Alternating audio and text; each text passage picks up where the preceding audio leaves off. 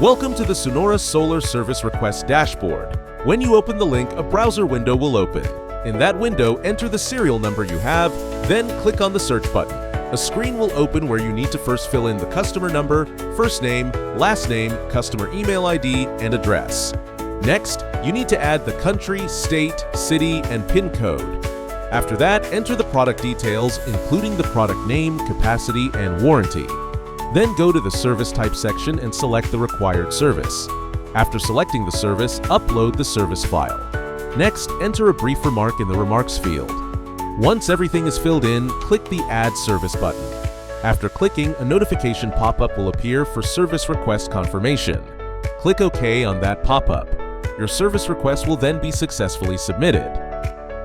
Sunora Solar, जो लगेगा छत पे रहेगा दिल में।